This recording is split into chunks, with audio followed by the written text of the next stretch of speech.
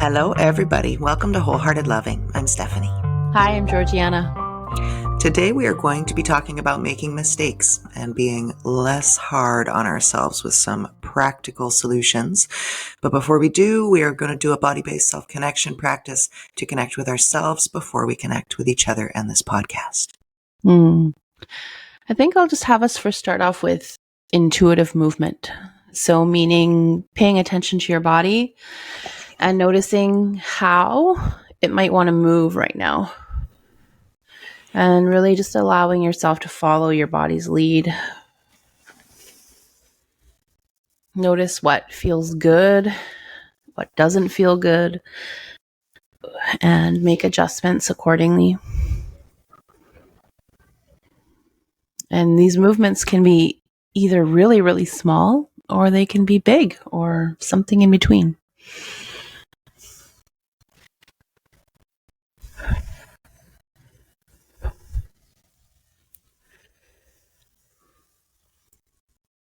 I remember when we were being taught about intuitive movement in women's group years and years ago, and I didn't know how my body wanted to move. And it was Heather at the time who said, well, what about stretching? Your body might want to stretch and bend. I was like, oh, those are things I can relate with. I do a lot of stretching and bending. Yes. Another way someone reframed it for me is like, what if you were to put your body in a different position or posture? Like if you were to make another shape with it, if we just played with the idea of making shapes with bodies, like all of a sudden I'm like, okay, let's stretch out my arms and make a T shape. Oh, that feels actually quite nice. Then it makes me want to dip my head and move my neck a little. So right now we're talking about intuitive movement and following the body. But often we also work with people who, when we ask them a question like, what is it that you sense you need right now? They panic because, they say, I don't know what I need. Or I can't tell what my body is saying it needs. And I like the answer we give them, which is just to try something. Try something and then see. Yeah. Right? So I think that's sort of what Heather was trying to say to you, is like, just do something and see what happens, right? Stretch if you want to. See what happens. Yeah, totally. Letting the path unfold. So add a little bit extra into this body connection practice. A few weeks ago, I was in a training and I was sharing something. And at the same time that I'm sharing with a big group, we're also practicing tracking what's happening with the body. And what I noticed happening with my body was my mouth wanted to tighten. And it reminded me of this old experience of like feeling like I'm not allowed to talk, or there's only certain things I should say. So the facilitator walked us through a practice, and I wanted to share that here with us and practice it together. So you don't have to have experienced anything similar. Right now, we could just practice it on just a body level, and then we can chat a little bit more about how it might help in different circumstances in life. Great. So we're going to work with the mouth and tongue here. And what we're going to do, like maybe first just move the jaw and tongue around a little, the mouth, the lips. Maybe even poke your tongue around in the cheeks, see how that feels.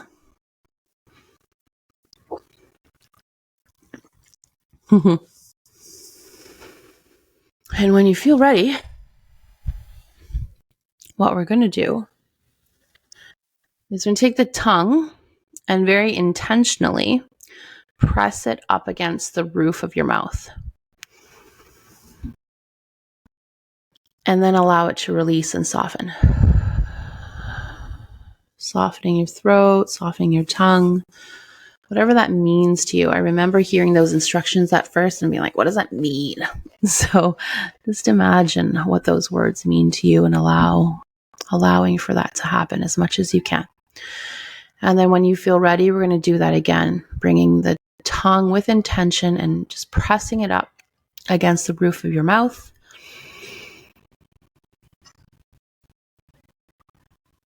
And then releasing. allowing everything to soften.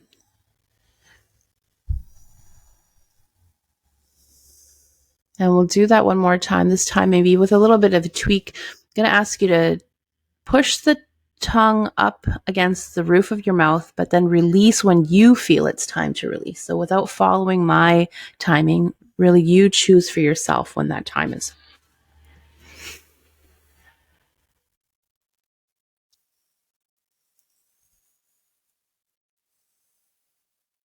And then the invitation to allow yourself to enjoy some of that released experience, that energy of relaxing, softening, releasing.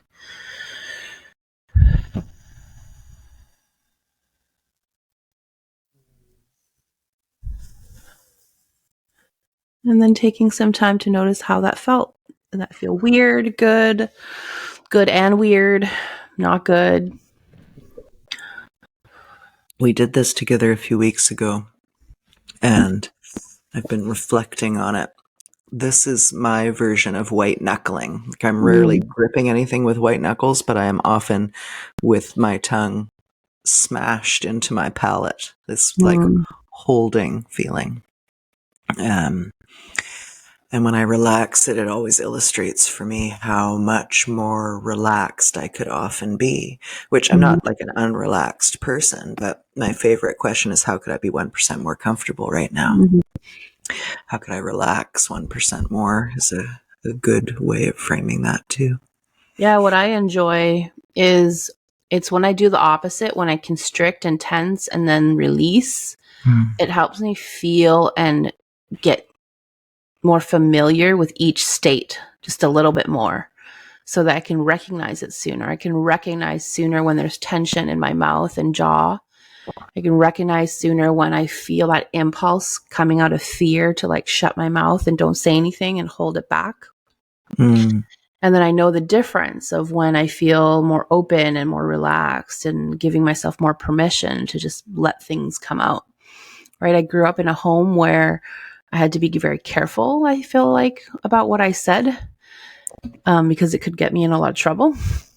So I think I got in the habit of like just tightening the tongue and closing the mouth. And this practice really helped me realize how different it feels to tighten and release. Like how that released, softened place feels so much better. And I didn't know the difference before. So just neat to play with that. Yeah, good contrast, tensing and releasing. Yeah. And I think tensing and releasing gives our nervous system an opportunity to regulate as well. That muscle tension, muscle release. Yeah.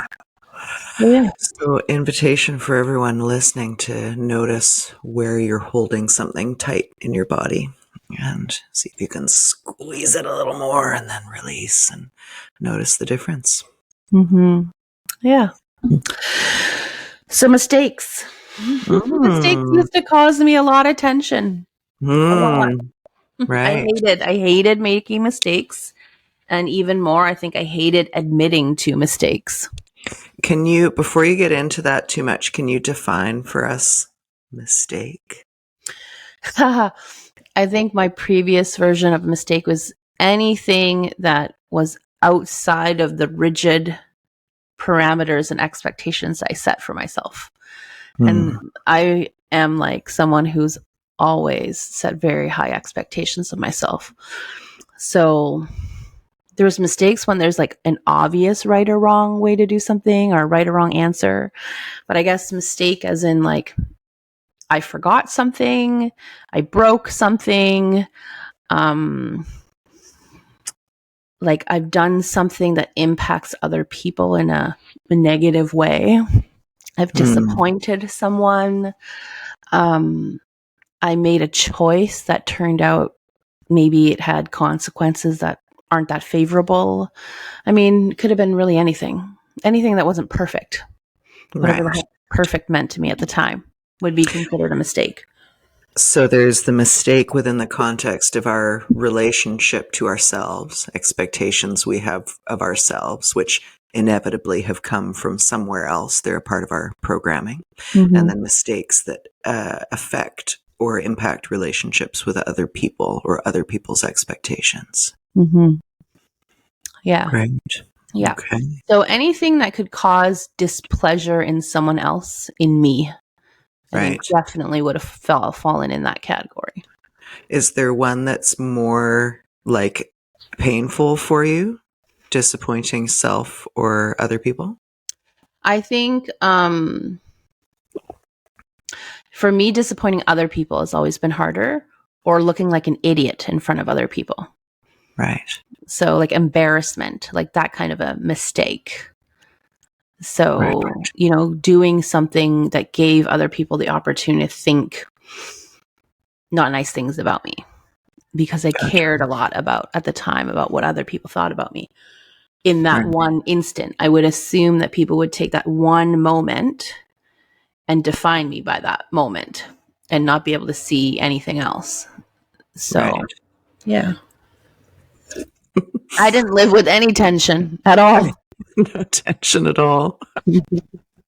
I'm thinking of a facetious way to introduce this fact of you having made a mistake. And what am I going to say? There was a newspaper article written about the mistake you recently made. I saw it in all the magazines. Everyone was horrified, and yet you've survived. Maybe you want to share with us what this recent experience you had was. I felt it when you said everybody read about the newspaper. I'm like, they did? Really? No. And I could feel like the insides. I'm like, well, even if they did, I know who I am and my good intentions, and it's fine. Yeah. It's funny because I'm going to share about a recent mistake I made that in the past I would have made it into a really huge deal on so many levels. And this time it just felt very simple. It just felt like, yep, I messed that up. Let's sort it out and let's move on. And it was a really nice feeling. I'm like, oh, I like this a lot better. I like that my mind is now free. Like I repaired the situation, and then my mind was free to enjoy whatever else I wanted to do and focus on whatever else was important to me. And my mind wasn't consumed by the fact that I made this mistake and why and how could I and all the things, right, that would have gone through my head before. And the reason I thought to share this today was because I shared it, like, I spoke about it with a group of people, the group of people my mistake actually affected. And a big theme that came up was how hard people are on themselves for making mistakes.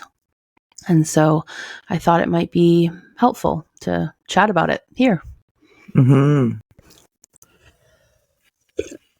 So I can set it up as how I discovered that I made a mistake, which in the past would have horrified me too, discovering how I made a mistake in this fashion. So here I was the other day working out of province and not in my usual setting, but I was on a client call, had a great call with a client, finished up. In my mind that day, I had a client call in the morning and I had a group call in the evening. And I double checked that, the night before, like I was clear on what my plans were for the day. So I finish up with this client and then I guess I'm scrolling my phone or something. I'm seeing social media, and on Facebook, there's this group I'm part of because I do group calls for this program. And it had like so many notifications. I'm like, that's odd. This group doesn't usually have that many notifications. And then I like browsed and I saw my name and I'm like, oh, that's weird. And it was questions of like, where's Georgiana? Is everything okay? We've been waiting for this call to start and it's been like 43 minutes now. And I just had this moment of like, what is happening? And so I read through these messages, these posts, and I realized that I guess people were expecting me on this call in the morning. And I was expecting that this call was happening in the evening. So I go and I look at my calendar again, and sure enough, it says evening in my calendar, the one that I'm using. And so I immediately texted our team, the Rising Woman team, because I do calls for Rising Women. And this was really neat because I was very calm. And I was like, well, something must have gotten messed up. That was in my mind what was happening. But I was very calm. And I probably said something like, yeah, I thought the call was at 5:30 tonight, but obviously maybe I'm wrong. I'm wrong, I guess. And then our team, like, she sent me a screenshot of like the calls. I'm like, yep, I'm wrong. And I scroll back to messages that we've had back and forth in the planning stages of things. And I just totally missed it. Like in my mind, that like we had started, I think, the plan for that call being in the evening. And I don't know, things got changed around. In the end, I did not write down the latest version of the calendar. And I had been sent that calendar in an email. I think mentally I had thought, I should really go through that and just make sure everything's like correct. But a whole slew of things happened in life and I didn't do that. And I thought that the calendar, what I had written down was right. So anyways, I just messaged and said, that's my mistake. I messed that up. Would you still like me to do the call tonight? Because I'm happy to. I had planned on it. And also very quickly, I thought of like, what is a way I can like make this up for people? Not only for the people who are expecting me on this call, but for Rising Woman, who's, given me the task to facilitate this call and trusted me with this work. So I just messaged the team and I said, I'm happy to do the call tonight. And I'm also happy to offer a bonus call to the group. And it'll be like no charge to Rising Woman. And it'll be just a free call for the participants. And I felt really good about that. I was like, that is something I know I can do. It can't fix the problem, but it can make it maybe a little bit better. And that was my offer. And she said, let me check with the rest of the team and I'll let you know like what works best. And she messaged me back quite quickly and said, that would be great if you can do the call today. And if you're willing to do a bonus call, that's excellent. And then I got that message. I'm like, great, I can carry on with my day now. And that's what I did. And then I like prepped for the call in the evening like I always would. Nothing felt off or weird or hard or horrible about it. It was just like, okay, that happened. We took care of it. Now it's done. And in the past, like I have spoken to the group about a mistake I made when I was in high school that really like wasn't a huge deal. But it was one that I carried for decades of like making myself feel bad for it. And that just reminded me of like how long I can be hard on myself over something. And so to contrast it with this situation, I was like, oh, I'm pretty proud of myself. That shifted. Amazing. Baby steps getting you to a very different outcome. Okay, I want to ask you some questions. Is there anything else you want to say about this before I ask you questions? I think what I might want to say is this mistake that I made, it impacted a lot of people. Like it wasn't 5 people on a call. It was like a large group of people. I don't know the exact numbers, but it was people who were following a schedule, expecting me to be there, probably changing up their day and their plans and their work plans and life plans to be there. And I wasn't there.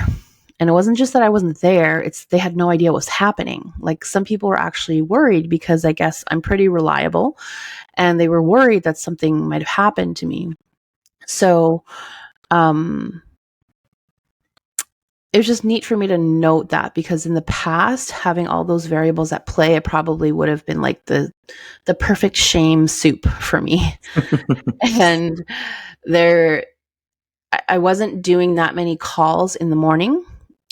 So the calls in the morning, if I miss one, people in Europe and other parts of the world who count on those morning calls really miss out because they can't make it to the evening call. So it wasn't as simple as, well, I'm doing the call tonight anyway, so it really doesn't matter. There's a whole group of people who don't get to experience a live call because of my mistake.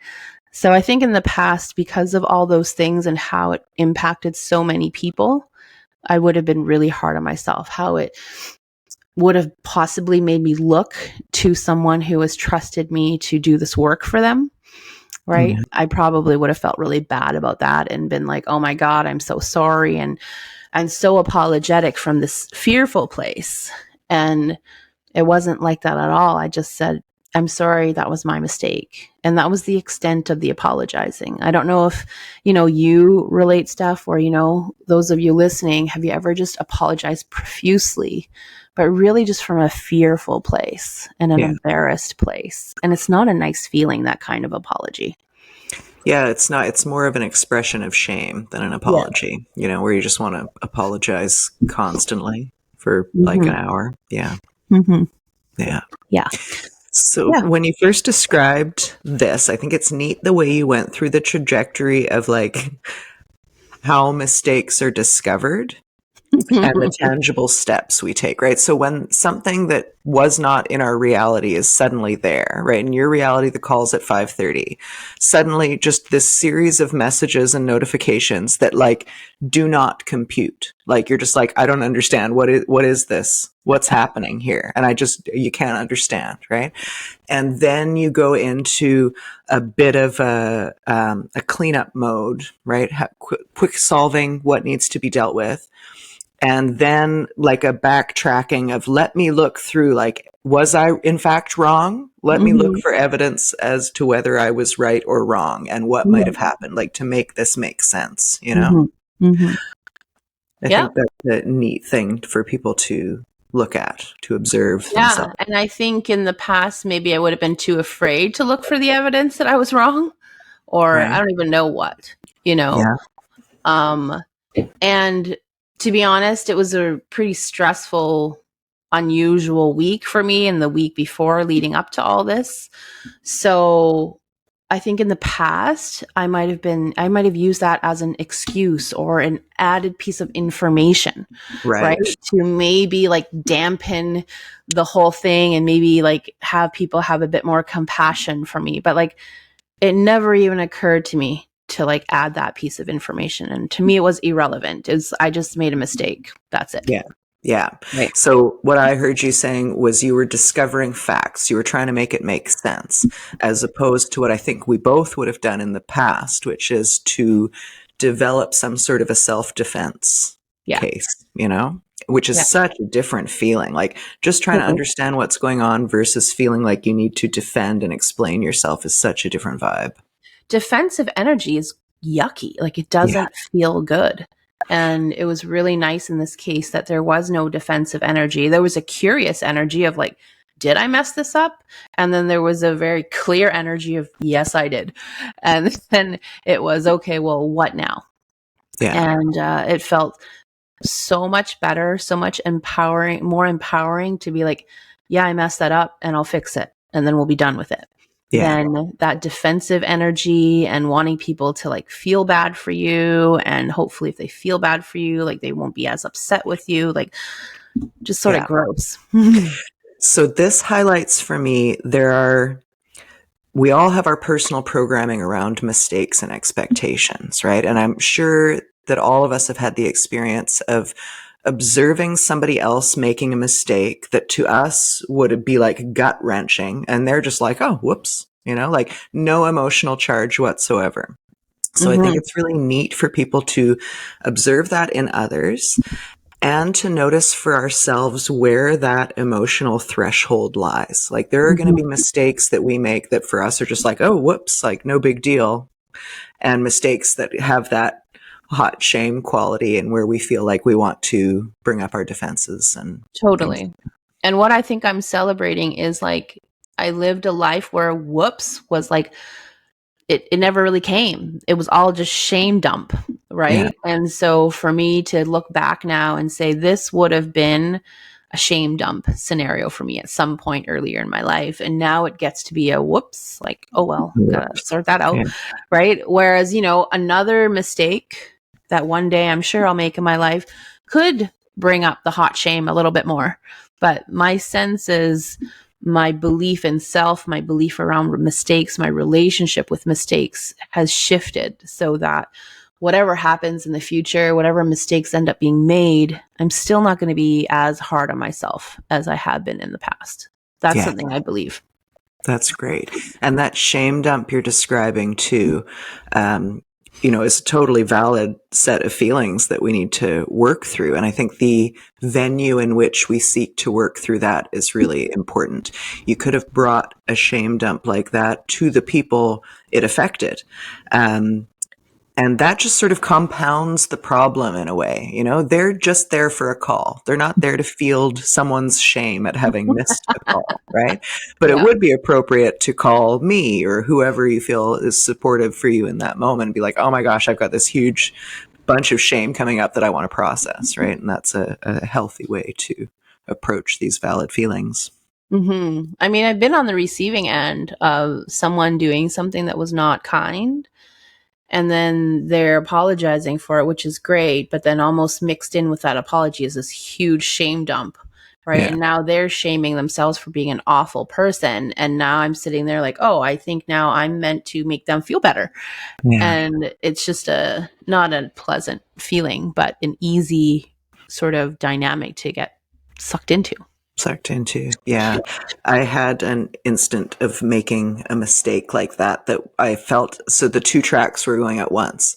I knew what the appropriate response was, and I also had the shame dump. So I delivered the appropriate response to the person who was affected, and then I brought my shame dump to our friend Kara and just like let it out. A good combo. Yeah, that's important. Like, we're not shaming the shame. If it's there, it needs to be held and needs to be accepted, needs to be worked with and expressed. But I think, yeah, being able to discern who's the appropriate audience and who's the appropriate space holder for that. And also before that, like, is there a need for the shame? Is there any way I can help myself see this from a different perspective? I grew up in a family where I think just culturally and generationally, like, a lot of shame was used in an effort to like teach. And like mistakes were like, I was made to feel bad about making mistakes. So my whole life I grew up like just terrified of making mistakes. So for me, this is a huge deal. Like, to someone else who's had a different relationship with making mistakes, and I've talked often about my kids making mistakes, they're like, whoops, like, it's no big deal and they'll fix it. But I don't see it affecting them as a person. Yeah. Like their self-identity, their belief about themselves. Whereas like that really impacted me growing up. So yeah, for some people, they don't add all this shame. It's just an event. It's just something that happened. You deal with it and you move on. But for me, it wasn't that simple. Totally. I think this is such a key point that you make often. When is it an opportunity to connect with your kid, and when is a teaching moment appropriate, right? And when a kid has made a mistake and they're feeling some kind of uncomfortable way about it, making that a teaching moment really compounds that, right? Their feelings aren't met. They're just feeling now like they should have done something different, and it's compounded and painful. I remember saying that to my parents. I'm like, don't you think I feel bad enough already? Yeah. Right. And like, you're making me feel worse. Yeah. And like that in itself, like, is never a nice feeling. But I think another layer that I experienced growing up was I so badly wanted my parents to see that I was a good kid. And so there's even that layer of like, can't you see, like, overall, I'm a pretty good kid. And like, so I messed up, and like, do you have to make me feel this crappy about it? Like, this really sucks. Yeah, totally. That's so hard. As parents feeling like teaching is their role, and like we're all just so Shaming is the way. Yeah, totally. Oh my Yeah. gosh. Yeah. I'm glad we're moving away from shaming is the way to teach and shaming is the way to motivate. Yeah, totally. Yeah. We have a list of questions that I think are beautiful, helpful tools for when we've made a mistake and like what to do about it. I'm very big on being a curious observer of your experience. And I've found a lot of relief especially when I'm having big feelings, to observe compassionately what's going on.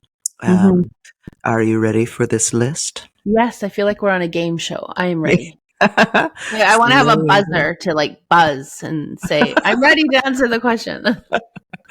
Well, I think the first one we've talked about, but tell me if you want to add anything to this, is what feelings and thoughts come up when you've made a mistake? And we've talked about what we might have made mistakes mean in the past and how that felt and the difference today. Is there anything else you want to say about that?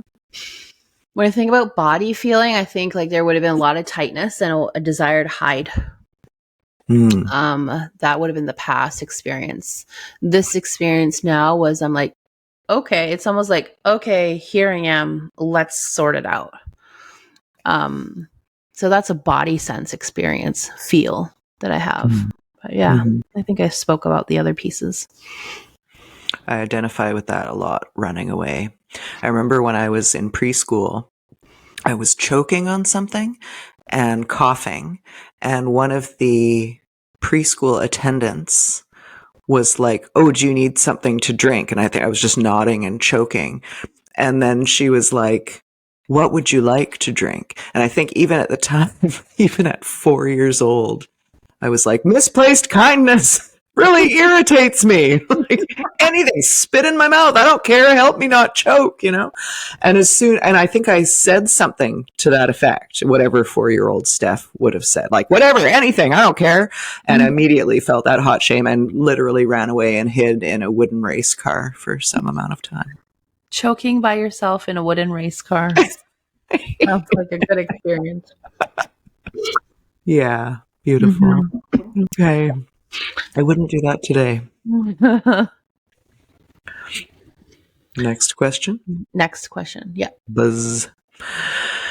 Am I afraid to admit this mistake, and why? In this scenario, I wasn't. In this scenario, it felt very easy to say, I made a mistake. This is my mistake. In the past in my life, like those two sentences, I made a mistake. This is my mistake. Like, I feel like you would have to pay me a lot of money to like string it together. Like I might have even like owned up to it and like repaired it, but would have never felt comfortable saying those words in a sentence together. Like the actual owning it in that way, like very directly. Yeah, I did that. Yeah. My bad. Yeah. And what was the second part of that question? If you're afraid to admit the mistake, then why? I think in the past, the fear to admit it was like what I said. I was afraid that it was going to be how people viewed me and how people judged me. And I would think like, I worked so hard for you to like me, for you to think these good things about me. And like, if you think I've made a mistake now, like, are you going to trust me? Are you going to like me? All that kind of stuff, right? Like I was worried about losing connection. Yeah. Ownership of mistakes is such an important piece of that, right? Like I think there's some validity in losing people's respect, right? Trust is gained in drops and lost in buckets, right? I think we all know that and have had that experience going both ways. But mistakes don't preclude that. You owning a mistake can gain you more respect, in fact. So there's a lot to be explored there if you have a lot of shame. Well, that's the irony of it. Like, I think now if I look at people, if someone is willing to say, that was me, that was my mistake, right? I'm sorry about that. Let me fix that. I do respect them more than people who are trying to like back out of it, find some excuse or whatever. Like that doesn't feel as clean. I then question, like, can I trust you? Like if you do something that's hurtful, like, will you take ownership of it? And if I get to see someone make a mistake and just very clearly says like, that was my mistake and let me fix it, I feel like I trust that person more. And it grows connection for me. For sure. Yeah. And there's an ease and stability that feels very comforting and trustworthy for me when people are able to clearly own something and not fall into that shame spiral in an unhelpful way. Yeah. Like I find that someone who can own it and then make reparations, I'm like, I could see myself having you as a friend or an acquaintance or, partner. I'm like, I know what you're going to do with it after. Yeah. And I see that what you're going to do with it after is something constructive to this relationship. Whereas just sitting in a shame spiral doesn't feel constructive in a relationship.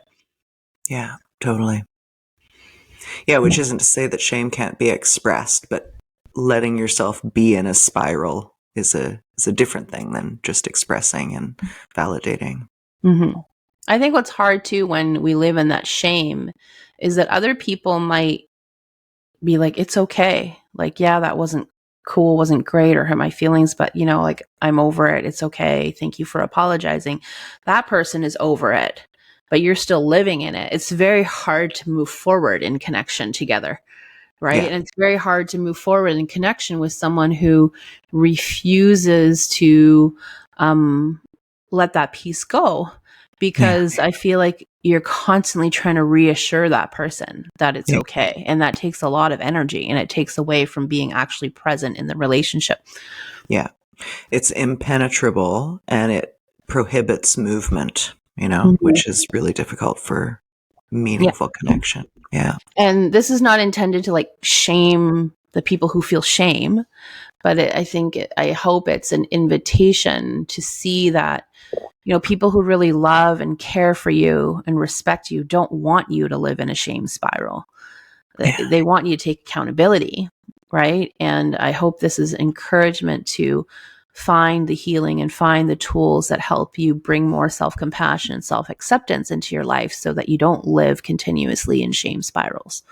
Yeah. Totally. Mm-hmm. All right. Next question. I like this one. It can be maybe some jarring context that I think is important for reality checking. In the grand scheme of life, how important is this mistake? This is a question I would have never asked myself before because there was no discernment. There was no context. It was just, I messed up and that's horrible and horrifying, period. Right. And like, if I look back at this particular mistake, I'm like, it really isn't a big deal, like at all. Nobody will care. Like, give it a few days, a few weeks, a few hours. People like, great, you fixed it. I don't care anymore. Right. Someone had used, an example of like, on your deathbed, is this something you're going to care about? Like, totally not. Yeah. Right. It doesn't mean I don't need to repair it, but it's a good indication of like, I probably don't need to spend extra minutes and hours and weeks and days of my life feeling miserable about it. Yeah. We can really catastrophize things because we are the center of our own universe. And if the biggest thing we're feeling and thinking about right now is shame about a mistake we've made, that's all of reality in that instance, And man, you gotta, what's the word? Disparate, spread it out over the reality of 8 billion people all having problems. And, the fact is that our little mistakes really are not all that impactful, generally speaking. Mm-hmm. Yeah. And I wonder this just came to mind. If we spend less time feeling bad about little mistakes, how much more presence can we bring to things that really matter? Yes. Yeah, Right? totally. Because there are higher stakes mistakes in life, Yeah. right? But I imagine if I go about life feeling really horrible about every tiny little thing, then I'm certainly not going to be as resourced to, be able to deal with or prevent higher stakes mistakes in my life. Indeed. I imagine that this has some subconscious interwoven with addiction to drama and chaos and crisis going on as a way to distract ourselves from bigger problems or bigger growth or putting energy where it's really destined for us in our lives. Mm-hmm. Yeah. I think towards the end, we might talk a little bit about like intention of where we want to choose focus. So that's what your comment makes me think of. Mm-hmm. Yeah. Okay, next question. Oh, and I really like this one. It's very normalizing. How likely is it that others have made a similar mistake? I really like this one because the answer is so obvious. It's like, I'm sure everyone has like messed up a scheduling thing before. Everybody. Yeah. And everyone has left someone waiting for them at some point before. And okay, like maybe if not everyone, a lot of people, right, on this planet. And I'm laughing because it would have never been something on my radar before. It wouldn't have mattered. I wouldn't have taken that context into consideration. I wouldn't have taken the humanity of it. And I think that that's what, in the last several years, I've really practiced living a life that allows for me to be human and allows for the people in my life to be human. And life is so much easier that way. So this question reminds me of that. You know, like there's a shared humanity in this. Like I'm sure a lot of people have made a mistake like this before. A lot, yeah. You're not the only one. Right? I would assume that in most contexts, and specifically in the one that you've experienced recently, that the caretaker types who were affected would immediately swoop in response to any shame that we might express and immediately say, oh, I've totally done this myself. Like, please don't worry about it. I want you to know that it's okay. Mm-hmm. Yeah. Yeah. Right. So, yeah. And, you know, alongside with that is, if someone you knew and cared about and respected made this mistake, like what would your response to them be? Yeah. And it's like, it would be no big deal. Yeah. That highlights an important point too. Do we assume that we are respected and trusted and cared for, or do we assume that people are waiting for us to make a mistake and, shame us? I feel like that's a very good question and probably a whole other episode worth of exploring. But I remember talking to someone before and saying, like, what do you imagine your friends think about you? And he said, I don't know. And I'm like, well, I don't understand what you mean. Like, you don't have a general sense of what your friends think about you or what they like about you. He's like, I have no idea. I'm like, okay. Do you think maybe that they generally would respect you and think you're a good person? He's like, well, even if they did, I might not trust them. And that's when it like occurred to me the first time that some people might live that way, where they don't have the natural, I don't want to say natural, they don't have that like familiar way, right? Of like, that's not familiar experience for them to assume that people think highly of them or with good intentions or see them in a positive light. And, you know, if you happen to be one of those people, I just want to offer a whole lot of compassion, because that's a really hard way to live. And an invitation to perhaps ask the people in your life, you know, what they enjoy about you, what's special to them about you, and to challenge yourself to really let that land and sink in.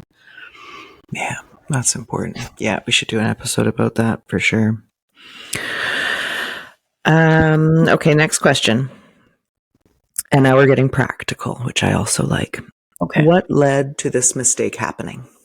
I think what led to this mistake happening is I've had a lot going on recently, and a lot of scheduling specifically going on, and having to schedule and reschedule and with different groups of people. And so I think there were different calendars being used, and just it wasn't as clear as it usually is. It wasn't as linear as it usually is. And I think I also had some unexpected things happen in life that took my attention away from the practicalities of scheduling and planning. So that's what led to it. And as I answer this question, I'm answering it now from let's be an investigator. Like, what was happening at that time that allowed for this to happen, versus let me now think of all the excuses that I can tell you, so maybe you won't think poorly of me. Yeah. Right? And because like answering that question, what led to this being like happening, I could have come from a much more like excuse-based energy, which I think is very different, because I think I could have said the exact same words, but from that kind of energy, and it would have felt different. But in this case, it came from the energy of like, yeah, let me just look at that with a little bit of hindsight, with some more clarity, and see like what was the cause and effect here, like what happened, without shame. Yeah. Right. That's another neat area to explore and observe for ourselves. Is there will be reasons that mistakes have happened. that we might find totally acceptable, that absolve us entirely, or that we can blame ourselves more for. So I'm thinking like, emergencies versus sloppiness or something like that, where it's going to be Yeah. really easy to shame ourselves about sloppiness, but emergencies, we just feel like, well, that's a perfectly reasonable reason and everyone understands. Mm-hmm. Yeah, like when I look back, I think there was actually a moment where I could sense this scheduling bit is getting a bit chaotic. I really should sit with all the emails and all the texts and like really make sure that the calendar that I'm operating on has the latest. Mm. And I remember thinking like I need to do that. And then the reality is I didn't prioritize that. It doesn't matter how many other important things that were going on in my life. Like I didn't prioritize doing that. And Right. had I prioritized doing that, then this probably wouldn't have happened. Good to Right. know. So Yeah. that's good to know. Yeah. That leads us to almost our next question. So the next question is, how can I remedy this mistake or offer a repair? Mm. Well, in this case, it was like the first remedy, if you want to call it that, felt very clear, which is I just got to admit this mistake. And it was like with the team, I just said, this is my mistake, my scheduling error. The next part was just thinking about how it impacted people. I thought, like, what is something within my control that I could offer or do that makes the situation a little bit better? Which is, people missed out on a call with me if they were dependent on that time. I can't turn back time, make that happen, but I can offer an additional call that, I know people value these calls. They mean something to them. They get something out of them. So I was like, that's something I can do. That's something I can do. I can not charge for it because it was my mistake. I'll give that time out of my personal time. I'm okay with that. Mm. Um, yeah. So that felt easy to do. And then the other thing I did was I went into that Facebook group, where I initially found out that I was expected there and I wasn't there. And I just made a post and I said, I'm really sorry. Like, that was my mistake. Your time is valuable to us and I will be there tonight. And I'll also offer a bonus call. And that felt important for me to do, not just to like arrange it with the Rising Woman team and then just show up and act like nothing happened. Like I felt like it was really important to be upfront and honest with the people that it actually affected the most and let them know. Like I would have had two huge fears come up before, which is Rising Woman hires me to do this and I let them down. I'm representing them and I let them down and I messed that up. And I didn't show up for these people. And I would have felt bad in both of those areas. And it felt really good in this case to be able to, for those two groups of people, to be able to say, I'm sorry, that was my mistake. Right. And someone on the Rising Woman team had to field all these messages from people also wondering where I was. And she didn't know what to tell people. And she didn't know if I was okay or not. And then she's the one that has to send out emails and let people know, everything's okay and what the new plan is. And so I apologized to her too, of like, sorry to make extra work for you. That was my mistake. And we're all human. We have a great team at Rising Woman and we really like leave space for people to be human. So I knew it was going to be okay, but it was still important to me to acknowledge that I made a lot of extra work for her. Yeah. Love it. Mm-hmm. Okay. Next question. What does this mistake tell me about what's going on in my life? And what does it tell me about what I need? Mm-hmm. I think what it tells me about what's going on in my life is there's a lot going on in my life and I probably need to like slow things down. I probably need to make more time to like sit more thoroughly with scheduling. And I probably need to add more intentional time to just make sure all the schedules match up. Like what I think in my head is actually what's happening, right? Probably would be helpful. I think in the end, I got a screenshot of the schedule of all the calls, which like I know if I logged into some certain account, if I dug into certain emails, I could find it. But I'm like, it would just make my life easier if I just have a screenshot of that somewhere. Mm-hmm. And then if I took the time to just, I'm an old school like paper calendar person, but I also have it digitally in my booking system, digitally in my calendar, and like just need to make sure those things are updated. So for me, it's making time to sort out the back end side of things. Right.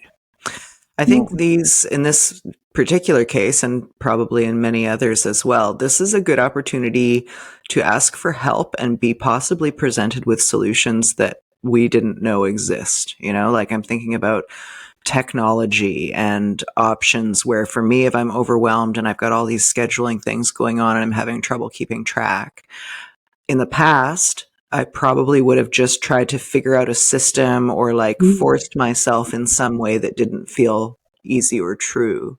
And now I might be more inclined to just expose that I feel overwhelmed. And then, the universe presents me with some wonderful solution like, hey, you could have a shared calendar that gets automatically updated or something, Yeah, right. And so, like, there is a shared calendar. And I remember it getting emailed to me. And I think this is what it sort of highlights for me is the I'll get to it later, Right. like mindset, right? Of like, oh, right, I'll get to that later.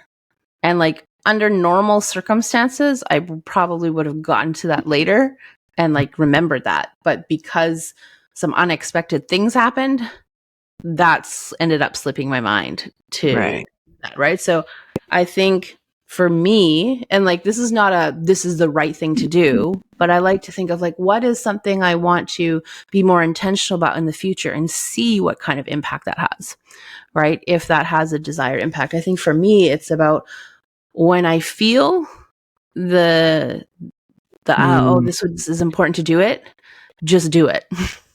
Just do it in that moment, right? And I have a lot of old patterning of I'll do it later. Right. Right. Yeah. I think also exposing so you can sense in your body then like, oh, things are getting busy. I'm experiencing that chaos thing where I know I need to, lock down some information or something. And yet you're still running that I'll get to it later and I'm really busy right now. Yeah. That's a great opportunity once you know yourself in those ways and you can feel those feelings come up to extend to, in this case, the team and be like, this is what I'm experiencing. Help. And it could be really easy for someone to just be like, cool, I'll send you a screenshot, and then all of that pressure, the future planning pressure just dissipates. Yeah. And like, if I would have done it that way, I also would have prevented myself from like sifting through an email account, a WhatsApp account, a text message, like all these different places where there's been a lot of communication going on, right? I could also, going forward, say, I only do my scheduling through one platform. Right. Yeah, totally. Yeah. Yeah, so this kind of leads to the next question. Do I see a pattern of making this type of mistake repeatedly? And what is that showing me might need to change? Yeah. I don't see a pattern of like I'm dropping the ball on commitments I've made and like messing stuff up with not showing up. I don't see that pattern. I see the pattern of what I said earlier of the I'll do it later. I do see also a pattern of like double booking myself sometimes. Like I've had to message you and be like, oh, like I don't know what I was thinking. Like I totally missed this, right? So that's a good sign for me of like something's happening way too fast with the scheduling stuff. Right. There's like people I'm trying to schedule stuff with from like 6 different directions. I need to streamline that, slow that down. At the very least, always make sure one calendar is totally updated. And like I've had recently, when you in your mind, it's totally at a certain time. Yeah. And then you realize later, no, in every calendar, it was that other time. I've had that happen, a little bit more lately. So, I think the pattern is let's slow things down, let's maybe not schedule as many things. Like, so I've been saying no to more things lately. I've been creating a little bit more spaciousness in life lately, even though it still feels full. But my old self would have just said yes to it all. I've been invited to things that I'm like, I would love to go. And going just pushes me over the edge in terms of like no downtime. Yeah. And so I'm not going to go. Yeah. Yeah. The idea of having multiple calendars makes me feel shattered, instantly shattered. And I think my response to that would just be, sorry, I can't do anything at all. I can't do a single one of these things. Um, I'm thinking of how are some practical ways we could get you down to one calendar where because you're like in demand, like you're a hot commodity. You're needed and important in many areas of your life. And I almost wonder if there could just be a central Georgiana calendar that other people, like you block off the time you need for yourself and other people then go and insert things and you just have to consult it in the morning or the night before or whatever it Yeah. is, you know? Yeah. Well, that's what's nice about my booking system is that when people book sessions, like on my end, I have to accept it for it Yeah. to be finalized, right? I wish that everything in my life came in like that. There was a gatekeeper. Well, You you've know? got a booking system. Just give the booking system web address to every person in your life. That's how they can Well, book you. Well, what I'm thinking about is my kids and their sports. And every sport is on a different app. And yes, those apps get streamlined to the calendar, but they don't get streamlined to my like paper calendar. So like it really is an I was going to say a monthly effort, but those things get changed and rescheduled all the time. It's like a daily thing to be caught up with every sports app, the school calendars. My kids are luckily for this last year at the same school, but next year will be at different schools. And so there's all that. And there's this club at school and that team at school. And I just yes. can't. And those calendar systems, unless it's your booking system, like I'm thinking about the sports apps or when you accept a Google invitation, they'll double book themselves and there's no way to even know, or it'll put it to a different email address. Like this is shattering my Yeah. brain. Yeah. I'm like manifesting a personal assistant. Yeah, Who, very like, good. like who will figure out like which kid needs to be where and driven where and when are they going to eat and all the things. So like this is just a reality of my life right now. Yeah. And it's not an excuse for anything. It just means I need to find a way. Yeah. Find a way that I can work with it. Speaking of mistakes, I'm actually quite surprised. I've only forgotten to pick up a child once. And I was Oh, only very good. 10 minutes late, I think. So That's great. not that Yeah. horrible. And always remembering we're in the middle of a journey, right? You're in the middle of discovering how to make all of these things work. Yeah. Well, that's what I mean. Like we're just trying things and seeing what happens. Yeah. For the most part, like these are not huge mistakes being made, no life-threatening mistakes. It's all okay. In the grand scheme of things, it's fine. It's fine. Yeah. Okay. Two more questions. What can I learn from this mistake for next time or do differently in the future? Yeah, I think, the last question sort of got us in this direction already. It's for me just, I think, finding how I'm going to streamline scheduling a little bit better. It's really leaning into those moments that I feel I need to like sit down and take care of this now versus putting it off, or at the very least put it on the to-do list, for the day that I have one to-do list that's sort of like the day's to-do list. And I still have to work on, I'm pretty good, but I need to get, this thing, if I would have put it on that list, would have gotten taken care of. Yeah. Right? So these are very practical, clear, tangible things we're talking about. There's no flavor of like, how can I make people think differently about me? How can I defend myself proactively into the future, you know? How can I not feel bad? Yeah. That's such a super important distinction when we're like finding clarity about our mistakes and how we want to move through the world and in our relationships. And I think, let me just go with this for a second.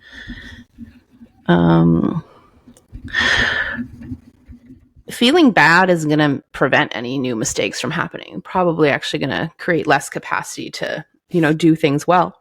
But if it makes me think of, in this case, we talked about what could I do differently, right? That's an actual, like a task, a thing I could do differently. I could also ask myself, like, what skills does it show me that I'm lacking right now, right? Or like not that skilled in? Which areas am I not that skilled in right now that I need to grow some skills in that area? When we look at it from a skills competency thing and that, a belief that skills can be grown, then it's a lot like there's no shame involved in that. That's just, I either have the skill right now or I don't, or it's like sort of on shaky ground, but I could practice it a little bit more and get better at it. And like, what beliefs do I carry that are going to either help me be less likely to make this mistake next time versus like, which beliefs am I going to keep carrying that will probably make it, more likely I'm going to repeat making these mistakes. And what else did I write down here? Patterns, right? I think there was a question about patterns. What patterns is it showing me, right? What patterns do I need to look at more closely and start shifting more in order to avoid making this kind of mistake again? You say this all so easily and lovingly and self-compassionately, but I'm imagining a boss, when I used to have bosses, saying like, what are some areas of competency you feel like you need to develop? I'd be like, oh my God, do you think I need to develop more competency? Like I'm going to be fired? Do you think I'm stupid? Like so many things would have come up in my shameful past existence. And I can imagine that happening for. I probably would feel about the same way, but I think because I now speak to myself that way, but not from a shaming way. Like I speak to myself often from a like, what skill set do I not possess right now that would be helpful to grow my skills in that area? Right. It includes no shame. It's just a matter of fact question. Yeah. Because it is a fact, right? Obviously, I'm missing some skills in this area. And that's okay. We're not born with completely total skill sets. That just doesn't make any sense at all. What makes the most sense and is the most human is that we could all learn more. And that's okay. Yeah, we spoke in a group maybe the other day about looking at certain areas in your life where you do feel somewhat or mostly competent. And everyone I think will find an area if you're really serious about looking. And if you have a hard time looking, if you ask someone who cared about you, they could probably highlight for you at least one area that they feel that you're competent in. And I sort of asked myself, if I were to spend just as much time and effort in this other area of my life that I feel less skilled in, what would happen in that area?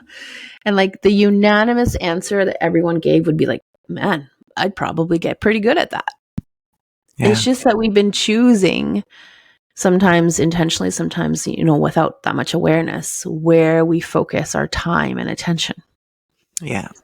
And I think that's such a beautiful thing. Like I'm always on about people playing the instrument that they're meant to play in the symphony, and it's wonderful that you could learn to play the clarinet. But if you're a flautist and that's really what inspires you, that's a beautiful thing to lean into. And I think it's so important to not take these things personally. If you've got someone who's a team leader saying, hey, what are some areas of skills you think that would be helpful to develop? They're not saying you're personally useless in this area and I don't like you. They're saying these are skills that we need for our team. And we would love for you to be able to fulfill that. How can we make that happen? I'm going to add a little side note on this. I feel passionate about this because I came from the corporate world. I came from dealing with a lot of like corporate management structures, even in the nonprofit world. And what I would love to see more of is people who are in leadership positions, people in management, is perfectly fine and great to work with your team and look at skills and competencies and how each member brings a unique skill to the team, and you value that and you cherish that, and you look at how they're complementary, within your whole team, and which areas need some extra boost. And I wish that more leaders and managers would come to the table first to their team and say, these are the skills I possess, and these are the skills that I don't quite possess. And this is where I'd like to grow my skill set. And this is where I feel like your skill sets complement my skill sets.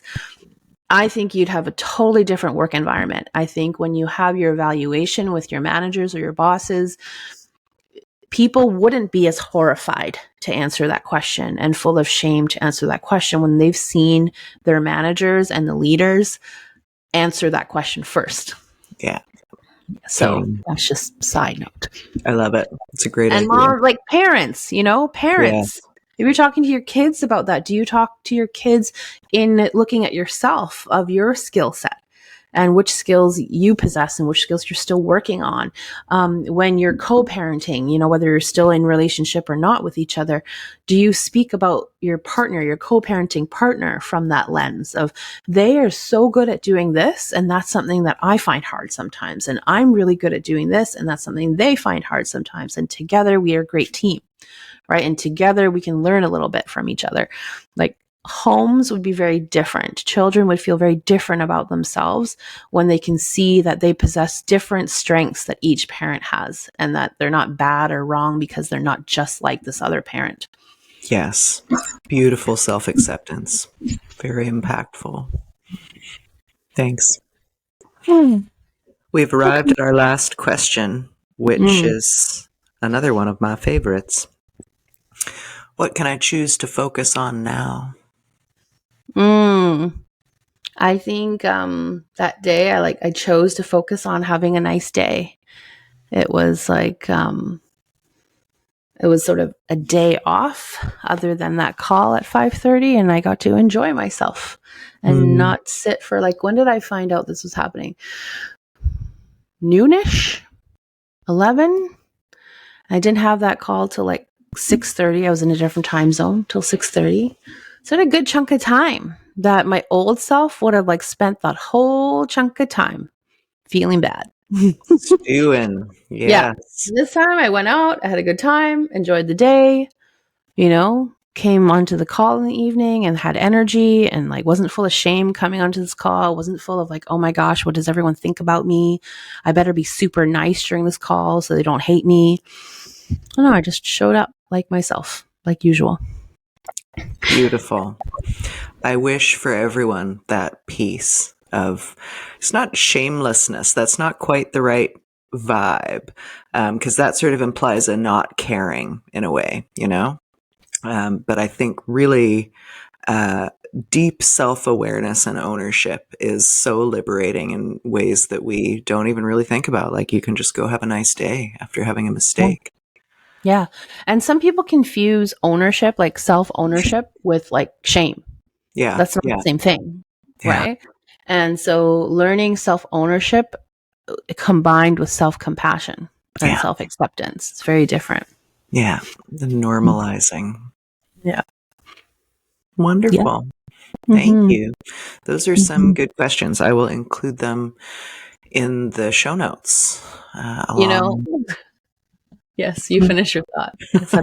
Well, we'll have self-reflection questions as we always do on our Instagram, but I'll include these prompts in the show notes as well. I had a visual of an escape room, and when you finish at our local escape room place, when you get out of it, you can take these photos and you each get to hold a sign, and it says we escaped, or I don't know, we got out, whatever, something celebratory. And it's had this image of me holding up a sign that said, I made a mistake, which I, for most of my life, would have mortified me. But I'm like, it'd be sort of nice just to normalize that and be able to just even celebrate it. For sure. I know we've done so many group activities, you kind of get to know how people respond, but I can imagine the response if you said, whoever has made a mistake, go stand in the middle of the room. And every single person would get up and stand in the middle of the room. And without having described any of these mistakes or shifted anything at all, everyone would be smiling and feeling pretty good. That's sweet, very human. Mm-hmm. Yeah. Seeing the humanity in us. Yeah. All right. Well, thanks, Gigi. Mm-hmm. Have you got a closing practice you'd like to do? My closing practice is go out and intentionally let your hands feel something that feels comforting to touch. I'm just holding like a stone right now, and it feels nice. Mongoose. Yeah.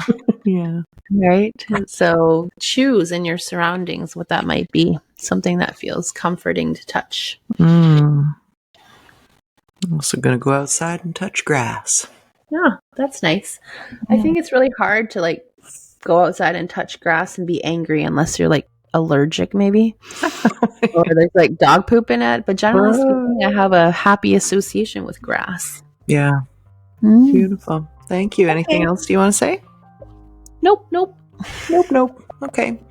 Well, thanks everybody for joining us. We'll see you next week. As always, please do like, follow, and subscribe. And if anything we've said here today has been helpful for you, please share with somebody that you care about. And we'll see you next time. Bye.